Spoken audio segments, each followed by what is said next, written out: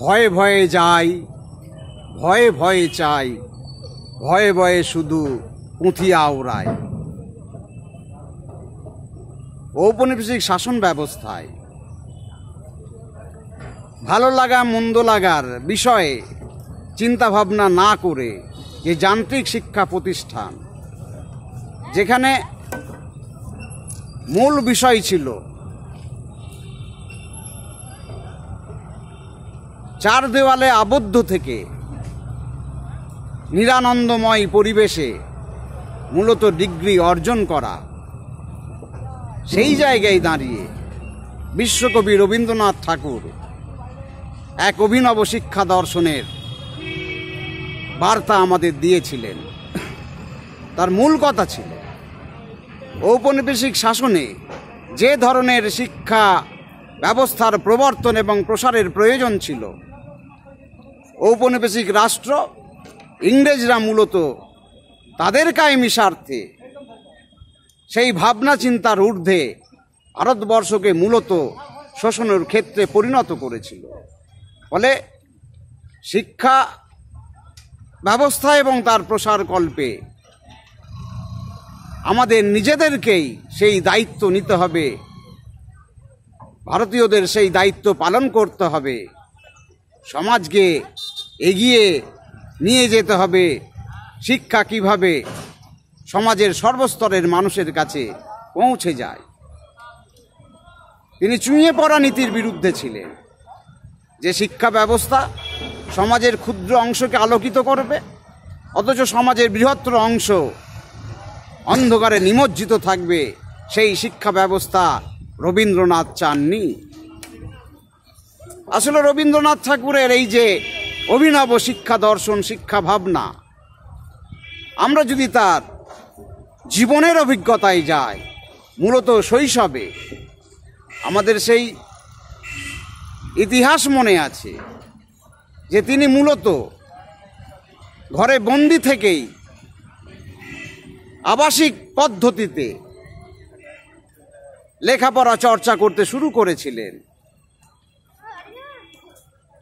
দারোয়ান থাকতো গেটে, আবার সেই দারোয়ান যদি কখনো বাইরে যেত, তাহলে মনে আছে তোমাদের, সেই জানালায় বসিয়ে রেখে একটা গণ্ডি কেটে, খবরদার এই গণ্ডির বাইরে বার হওয়া যাবে না, তাহলে সেই সীতাহরণের গল্প শুনিয়ে তবে দারোয়ান বাইরে যেত, যেটাকে আমরা বলি লক্ষণ রেখা, লক্ষণ গণ্ডি। সারাদিন লেখাপড়া করা বন্দি অবস্থায়, ফলে মনের যে বিকাশ, মনের যে চাহিদা, সেগুলো না থাকার ফলে রবীন্দ্রনাথের যে মানস জগৎ তৈরি হয়েছিল শৈশব থেকেই, যার ফলে বন্দি লেখাপড়া, খাঁচাই বন্দি থেকে লেখাপড়ার বিরোধিতা করেছিলেন রবীন্দ্রনাথ ঠাকুর। সেই জন্যেই তিনি কবিতাটা বলেছেন, ভয়ে ভয়ে যাই, স্কুল তো নয়, স্কুলে যেতে হবে। অভিভাবকের তারা বকুনি, তাই ভয়ে ভয়ে যাই, ভয়ে ভয়ে চাই, ভয়ে ভয়ে শুধু পুঁথি আওড়ায়। যার ফলে একজন ছাত্র, একজন শিক্ষার্থীর সার্বিক যে মনের বিকাশ, সেটা কখনো সম্ভব ছিল না। তোমাদের মনে পড়ে সেই অমল দইয়ালার কথা, বিখ্যাত কথা, ও দইয়ালা আমাকে তোমাদের গাঁয়ে নিয়ে যাবে। যে রবীন্দ্রনাথ ঘরের বাইরে তো বার হওয়া দূরের কথা, মূল বাড়ির বাইরে যাওয়ার স্পর্ধা যার ছিল না, একজন অচেনা গাঁয়ের লোক দইওয়ালা, তাকে কিনা রবি ঠাকুর বলছেন, ও দইওয়ালা আমাকে তোমাদের গাঁয়ে নিয়ে যাবে। এই বাক্যের মধ্যে রবি ঠাকুরের শিক্ষা ভাবনার দর্শন লুকিয়ে আছে। তিনি বলেছিলেন, স্কুল বা বিদ্যালয় কখনো খাঁচার মতো হবে না, শিক্ষা হবে জীবনের দৈনন্দিন ঘটনার নিকট অঙ্গ। মানুষের জন্ম মানব সমাজে, আবার বিশ্ব প্রকৃতির মধ্যে। সুতরাং একদিকে মানবতা আর একদিকে প্রকৃতির প্রতি ভালোবাসা। এই যে রবীন্দ্রনাথ, যার ফলে তিনি কখনো চার দেওয়ালে আবদ্ধ থেকে এই যে প্রথাগত শিক্ষা ব্যবস্থা, সেই শিক্ষা ব্যবস্থার তীব্র সমালোচনা করেছিলেন তিনি এই পদ্ধতি থেকে বেরিয়ে আসার জন্য। রবীন্দ্রনাথ ঠাকুর যেটা প্রথম বুঝেছিলেন যে শিক্ষার মাধ্যম হবে মাতৃভাষা। মাতৃভাষা হলো মাতৃদুগ্ধ। বাচ্চারা, শিশুরা যেমন মায়ের দুধ খেয়ে তার শরীরে পুষ্টি সাধন করে, মনের বিকাশ হয়, ঠিক সেই রকম মাতৃভাষার মধ্যে দিয়ে, বিদেশি ভাষার পরিবর্তে মাতৃভাষার মধ্যে দিয়ে যখন একজন শিশু তার শিক্ষা ব্যবস্থার আঙিনায় আসবে, তার মনের ভাব সে প্রকাশ করতে পারবে। ভাষা এবং ভাব পরস্পরের সমন্বয় সাধন করে। সেই সমন্বয়ের ক্ষেত্রে যদি সামঞ্জস্য বিধান না হয়, ভাষার তারতম্যের ফলে একজন শিক্ষার্থী কখনোই তার চরিত্রের বিকাশ ঘটাতে সম্ভব হবে না, তা কখনোই ঘটবে না। সে তার উৎকর্ষতার দিকে এগিয়ে যেতে পারবে না।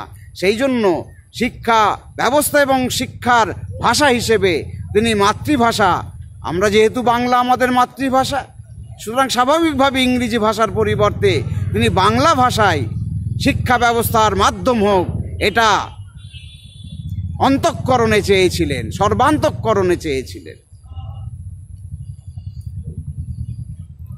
তিনি শুধু মাতৃভাষার জায়গাতেই নয়, তার এই শিক্ষা দর্শনকে কার্যকরী করার জন্যে, বাস্তবায়িত করার জন্যে তার পিতা মহর্ষি দেবেন্দ্রনাথ ঠাকুর শান্তিনিকেতনে ভুবনডাঙ্গায় যে 20 বিঘা জমি কিনেছিলেন, যেখানে দেবেন্দ্রনাথ ঠাকুর সাধনার জন্য একটা আশ্রম তৈরি করেছিলেন। পরবর্তীকালে রবীন্দ্রনাথ ঠাকুর সেই আশ্রমকে, সেই শান্তিনিকেতনকে ধর্ম সাধনার পরিবর্তে জীবন সাধনার ক্ষেত্রে পরিণত করেছিলেন। আসলে রবীন্দ্রনাথ ছিলেন বিশ্বপ্রেমিক।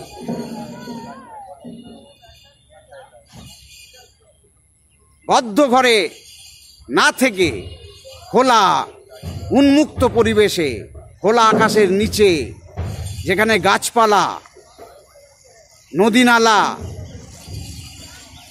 পাখির কলতান, এই রকম এক আনন্দময় পরিবেশেই একজন শিশু তার চরিত্রের সার্বিক বিকাশ ঘটাতে সক্ষম হয়। তিনি বলেছিলেন, শিক্ষা দান নয়, শিক্ষা উৎপাদন করতে হবে। প্রকৃতির গাছপালা, পশু পাখি একজন শিশুর শিক্ষার ভার নেবে, তার মধ্যে দিয়ে সে আস্তে আস্তে শিক্ষিত হবে এবং এই বিশ্ব প্রকৃতির মধ্যে তার এই যে অভিনব শিক্ষা দর্শন, সেই জায়গায় দাঁড়িয়ে তার এই দর্শনের পিছনে ভারতের ঐতিহ্য, ভারতের অতীত দিনের যে গুরুকুল, যে চতুরাশ্রম, তপবন বিদ্যালয়, এইগুলির দ্বারা অনুপ্রাণিত হয়ে তিনি বিশ্ব প্রকৃতিকে মাঝখানে রেখে তৈরি করেছিলেন তার স্বপ্নের শান্তিনিকেতনের চতুরাশ্রম ভিত্তিক বিদ্যালয়, যা পরবর্তীকালে 1920 শতকের প্রথমে 1921 সালে বিশ্বভারতী বিশ্ববিদ্যালয়ে পরিণত হয়। তার স্বপ্ন সার্থক হয় এবং পরবর্তীকালে আমাদের দেশ স্বাধীন হওয়ার পর ভারতবর্ষের সরকার, কেন্দ্রীয় সরকার সেই বিশ্বভারতী বিশ্ববিদ্যালয়কে কেন্দ্র বিশ্ববিদ্যালয়ের মর্যাদা দান করেন এবং এই বিশ্বভারতী বিশ্ববিদ্যালয় শুধু ভারতবর্ষের গর্ব না। রবীন্দ্রনাথ যখন বিশ্ব ভ্রমণে বেরিয়েছিলেন, বিশ্বের বিভিন্ন দেশের বিশ্ববিদ্যালয়ের কথা জানতে পেরেছিলেন, সেই জ্ঞান থেকে, সেই প্রাপ্ত জ্ঞান থেকেই তিনিও চেয়েছিলেন ভারতবর্ষে এমন একটা শিক্ষা প্রতিষ্ঠান তৈরি হোক যা বিশ্বের দরবারে ভারতবর্ষের নাম ছড়িয়ে দিতে পারবে।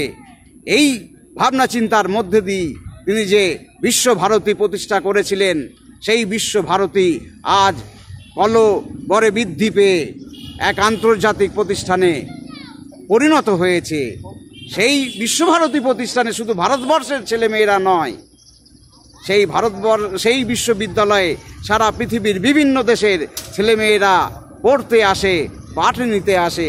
কারণ এই বিশ্ববিদ্যালয়ের সিলেবাস শুধু বিষয়ভিত্তিক নয়, বিষয়ভিত্তিক গণ্ডির বাইরে গিয়ে ছেলেমেয়েরা যাতে বিকশিত হতে পারে, তাদের মানসিক বিকাশ ঘটতে পারে, তার জন্য গান বাজনা, নৃত্য, ছবি আঁকা বা যে কোনো ব্যবহারিক ক্ষেত্রে সুখ বা আরামের পরিবর্তে ত্যাগের মধ্যে দিয়ে তার এই যে নতুন সিলেবাস, সার্বিকভাবেই সেই বিশ্ববিদ্যালয় আজ একটি আন্তর্জাতিক প্রতিষ্ঠানে পরিণত।